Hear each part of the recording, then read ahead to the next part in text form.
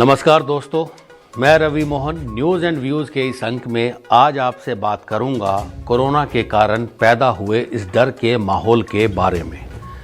कोई तो कहे डर के आगे जीत है। ये लाइन आपको एक ऐड की लाइन से मिलती जुलती लग रही होगी। इन दिनों आप भी ये बात महसूस कर रहे होंगे कि तमाम माध्यमों से हमें डर तरह तरह के रैपर्स में लपेट कर बेचा जा रहा है। सोशल मीडिया से लेकर ग्रोसरी वाले तक आयुर्वेद विशेषज्ञ बन बैठे हैं। यूं तो अपने उत्पाद को डर दिखाकर बेचना हमेशा से मुनाफे का सबसे आसान उपाय रहा है, और जब महामारी हो तो कहने ही क्या। ऐसे में किसी भी चीज को इम्यूनिटी बढ़ाने वाला बताकर बेच दो। डर का कारोबार आजकल जोरों पर है। चैनल्स में तो हालत ये है कि जलती चिताओं को लाइन में रखे शवों को बार बार दिखाया जाता है। इन दृश्यों को जो लोग देखते हैं उनमें घबराहट बढ़ती है। आपकी जानकारी के लिए मैं बताना चाहता हूं कि पहले पत्रकारिता में छात्रों को सिखाया जाता था कि ऐसी बातें ना लिखें, ना दिखाएं जिससे लोग घबराएं और परेशान होकर डरें, क्योंकि इससे मुसीबत और अधिक बढ़ती है। समाज में अफरा तफरी फैल जाती है।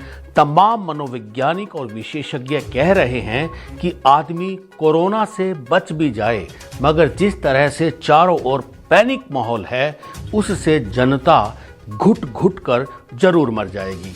सच में हालत तो ये है कि साधारण बुखार या खांसी आने पर आदमी समझता है कि उसे कोरोना हो गया है, फिर भी वो सोचता है कि अस्पताल जाए। क्या अस्पताल में जाने लायक एक आम आदमी की जेब में इतने पैसे हैं कि अस्पतालों में वसूली जाने वाली मनमानी फीस दे सके, एम्बुलेंस को 2 किलोमीटर का 10,000 रुपया दे पाए, ऑक्सीजन सिलेंडर और दवाओं को 10 से 100 गुना दामों पर काला बाजार से खरीदा जा सके। मान लो कि अस्पताल पहुंच भी जाए तो वहां एडमिट होना आसान नहीं। एडमिट हो भी जाए तो दवा और ऑक्सीजन नहीं, आस पास कोई परिजन भी नहीं।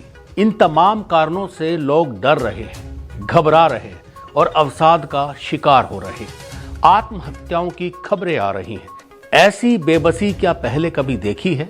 हाँ, इतना जरूर है कि कुछ लोगों को उनकी दादी, नानी और माँ के सुनाए, मतलब पिछली सदी के प्लेग के कुछ किस्से जरूर याद होंगे।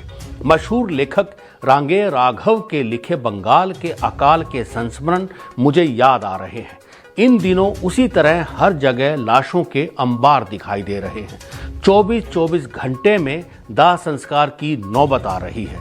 ऐसे में फेसबुक पर एक आदमी ने लिखा कि परसों मेरी आंटी की मृत्यु हो गई थी, तो बनारस के हरिश्चंद्र घाट के पंडित ने 25,000 लिए।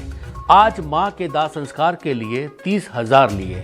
परसों की याद दिलाने पर कहा कि वो तो परसों का रेट था। मेरठ में दाह संस्कार के लिए जब पंडित 25,000 रुपए मांग रहा था और प्रशासन ने दखल दिया तो पंडितों ने बायकाट कर दिया। यही वो लोग हैं ना जो बात बात पर कहते हैं कि सब मोह माया है, खाली हाथ आए हो खाली हाथ जाना है, कुछ साथ नहीं जाएगा। लेकिन मौका मिलते ही सबसे पहले इस बात को भूल जाते हैं। इस बात से आप सब सहमत होंगे कि हमारे देश में हर आपदा कैसे लूटने का अवसर बनती है। लेकिन इस दौर में जो लोग एक दूसरे को लूट रहे हैं उन्हें कम से कम ये नहीं भूलना चाहिए कि बीमारी से उनकी कोई रिश्तेदारी नहीं है।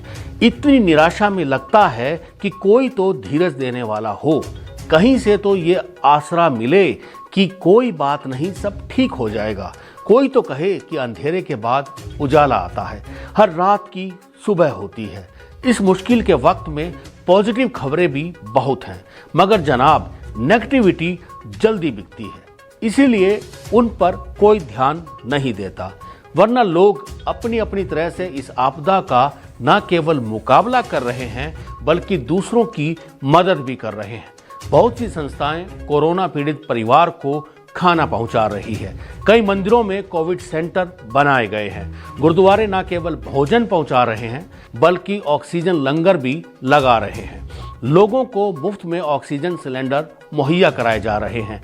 एक ऑटो चालक फ्री में लोगों को अस्पताल पहुंचा रहा है। हिंदू मुसलमान जहां मौका मिल रहा है वहां एक दूसरे की मदद कर रहे हैं। अपनी निजी मुश्किलों को भूलकर बहुत से लोग पीड़ितों के मददगार बन गए हैं। लोग खाने से लेकर अस्पताल में एडमिशन, ऑक्सीजन, यहां तक कि दाह संस्कार के लिए भी पुलिस को पुकार रहे हैं। लेकिन सबसे बड़ा सवाल है कि वातावरण में जो भय और आतंक का माहौल है, इसे कैसे कम किया जाए।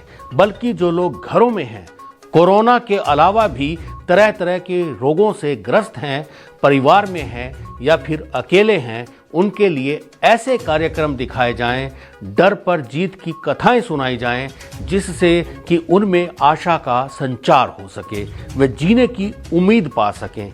कोई तो कहे डर के आगे जीत है, और एक दूसरे की मदद करें। फिर मिलते हैं नए अंक में न्यूज़ एंड व्यूज़ के साथ। तब तक के लिए नमस्कार।